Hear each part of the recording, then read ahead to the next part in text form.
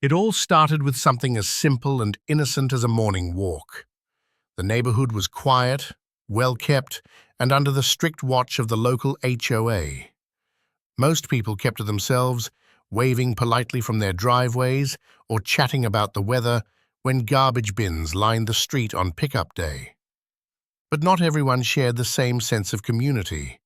At the far corner of the cul-de-sac, behind a bright white picket fence and overly trimmed rose bushes, lived a woman who quickly became known for her attitude. The neighbor everyone secretly referred to as the Karen. The narrator of this story, a homeowner who simply wanted peace, lived 2 houses away with a golden retriever named Max. Max was not just any dog. He was the kind of pet neighbors usually loved to see. Friendly, wagging his tail at everyone, never showing aggression, and known for sitting patiently by the yard whenever kids passed by. For months, Max had been part of the rhythm of the street, happily greeting joggers and mail carriers. But for Karen, he became the symbol of everything she disliked.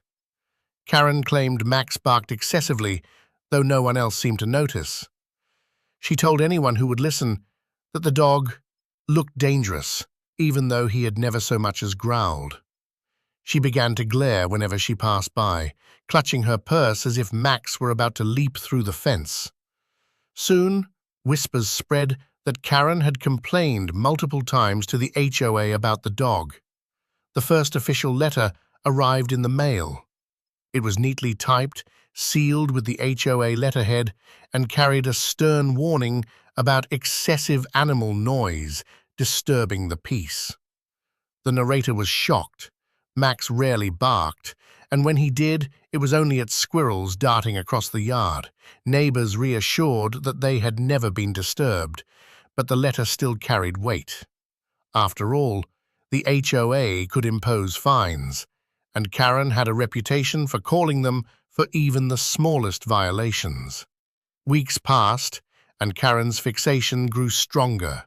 She would stand across the street, hands on her hips, jotting things in a small notebook, as though building a case. She began filming with her phone when Max was in the yard, narrating loudly about dangerous behavior, even when the dog was simply rolling in the grass. Then came the escalation. Early one Saturday morning, 2 uniformed officers knocked on the door.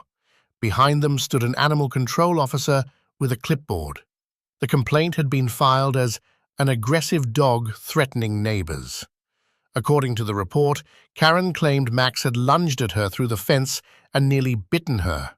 The officers were professional, but their questions were serious. Was the dog up to date on vaccinations? Had he ever bitten anyone? Could they inspect the yard? The narrator complied, knowing there was nothing to hide. Max wagged his tail happily as the officers approached, licking one of their hands. Clearly not the vicious animal described in the complaint. The animal control officer scribbled a few notes, but his skeptical expression said it all. Karen had exaggerated. Still, the visit left a heavy weight. Once animal control is involved, the issue goes on record. A second complaint could lead to fines, mandatory training, or even removal. Karen knew this. She wasn't just complaining, she was building towards something bigger. That afternoon, the narrator noticed Karen standing proudly at the end of her driveway, arms crossed, watching as the police car drove away.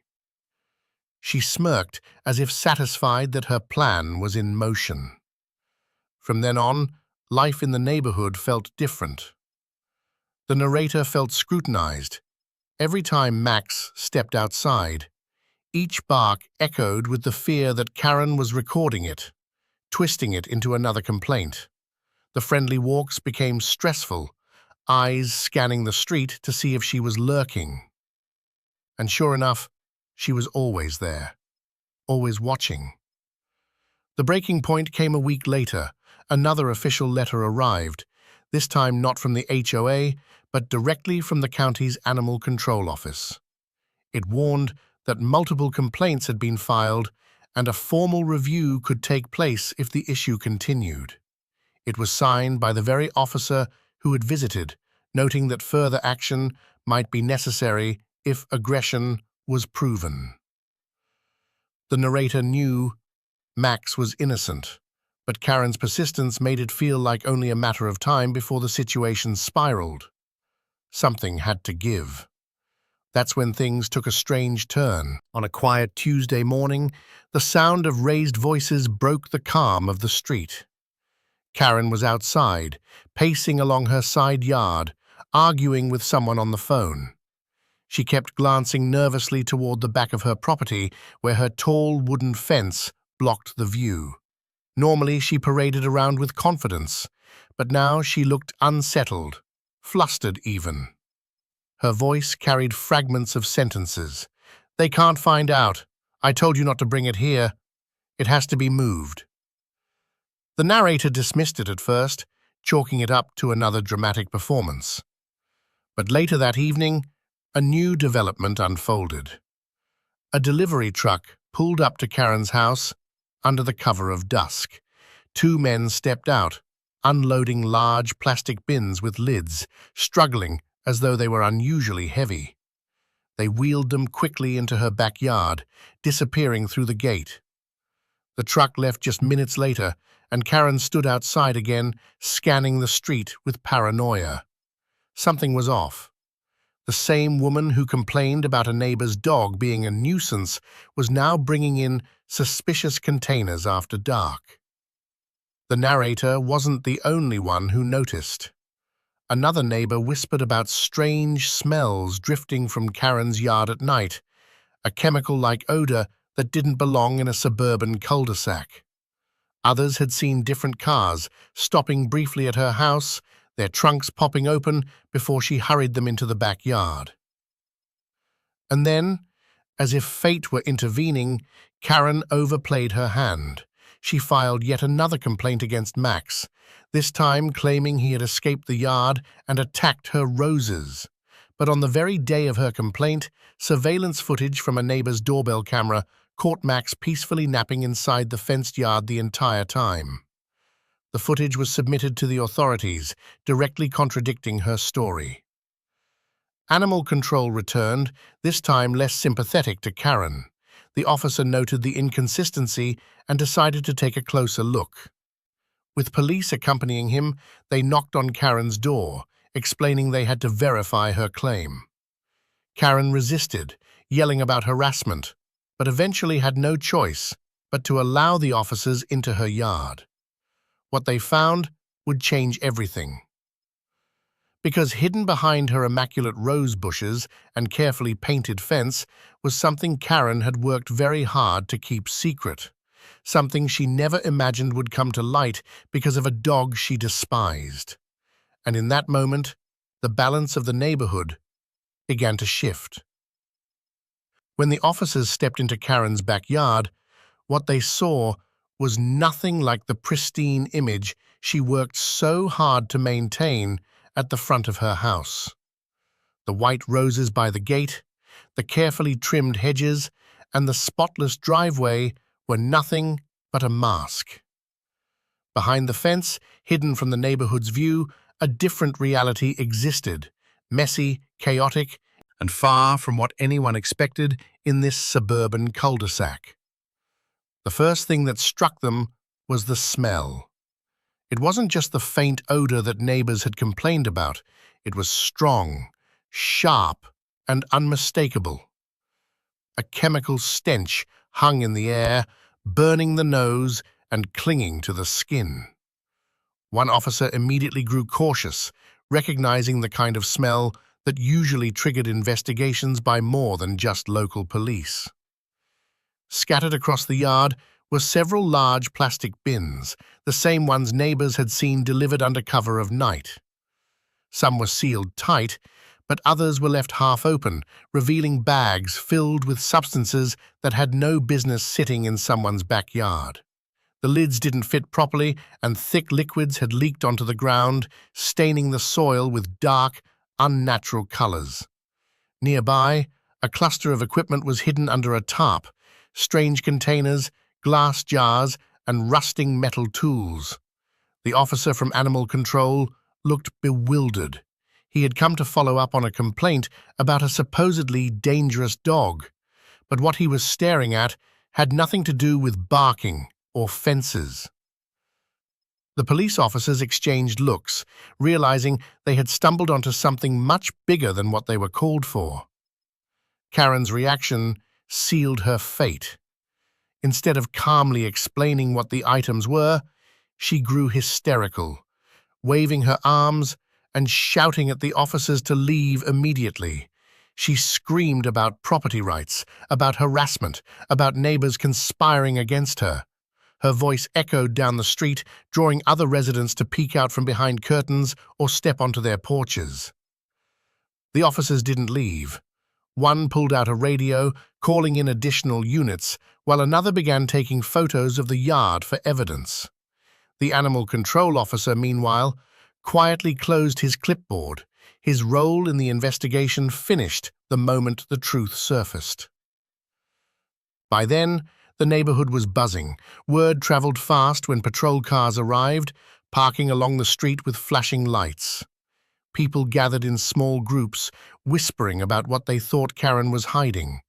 Some guessed drugs, others chemicals, others whispered darker theories. Whatever it was, it explained the late-night deliveries, the strange smells, and Karen's sudden paranoia. For the narrator, it was surreal. Just days earlier, Karen had been focused entirely on getting rid of Max, painting him as a threat to the neighborhood. But now the spotlight had turned, exposing her as the real problem. It wasn't the barking of a dog that threatened the peace, it was what she had been doing behind that fence. The police eventually escorted Karen from her yard, still yelling about conspiracies and false accusations. She was not formally arrested on the spot, but she was told an investigation would begin immediately. The officers sealed off parts of her backyard with tape, and a specialized team would be called in to examine the bins and containers. Until then, Karen was ordered not to disturb anything. That night, the cul-de-sac was alive with conversation. Neighbors who once feared speaking up about Karen's antics now shared every detail they had noticed: the truck deliveries, the odors, the arguments she had on her phone. Some admitted they had wanted to report her long ago, but were too afraid of her retaliation through the HOA. She had weaponized the association so many times, sending out complaints for the smallest things: grass growing half an inch too tall, a bicycle left by the porch, a garbage bin not pulled in quickly enough. Everyone had been on her radar at one time or another, but nobody had dared fight back. Ironically, it was her obsession with Max that finally brought everything to light. The next day, the investigation deepened. Unmarked cars arrived early in the morning, and men in protective suits entered Karen's backyard. Word spread quickly. The containers likely held hazardous materials. Nobody knew exactly what kind, but the suits and caution tape said enough.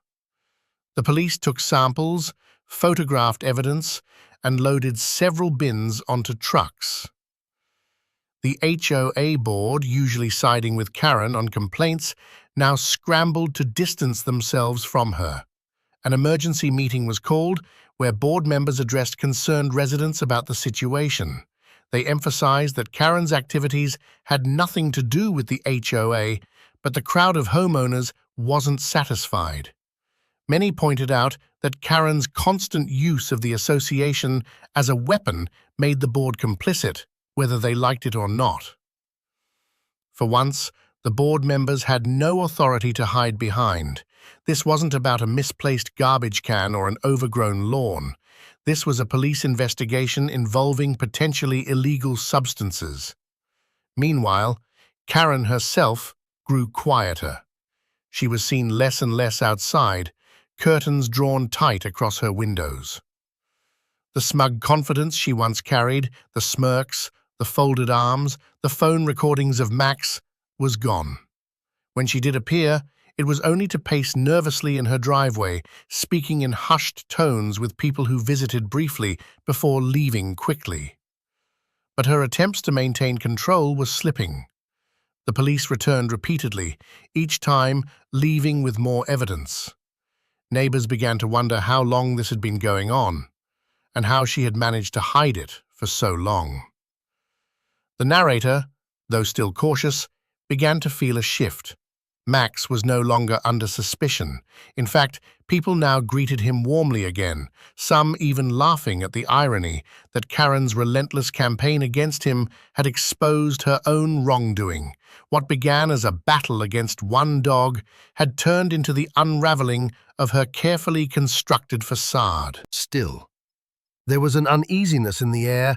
Karen wasn't finished. She may have been exposed, but her bitterness hadn't faded. She was still the type to lash out, to find someone to blame. And with her world crumbling, the narrator couldn't shake the feeling that Karen would make one last attempt to turn the tables before everything collapsed completely. That suspicion proved right sooner than anyone expected. A week after the first police visit, a new letter arrived in the narrator's mailbox. Unlike the earlier warnings, this one wasn't from Animal Control or the HOA. It was a personal letter, handwritten and shoved into the box without postage. The handwriting was unmistakably Karen's. The letter was full of threats, accusations, and a final attempt to intimidate. She claimed that the narrator had ruined her life and promised to make things even, no matter what it took. It was no longer just about Max, or even about her backyard. Karen was spiraling, desperate, and dangerous. The police investigation was closing in, but until it was resolved, the neighborhood had to live with the uncertainty of what Karen might do next. And as the narrator read that letter, under the glow of the porch light, with Max sitting calmly at their side, it became clear that the real drama wasn't over. The secret had been exposed, but the fallout was just beginning. Karen's letter marked a turning point. Until then, most of her antics could be brushed off as nuisances, petty complaints, or the obsessive meddling of a neighbor who thrived on drama. But this time, the tone was different. The words were sharp, angry, and threatening.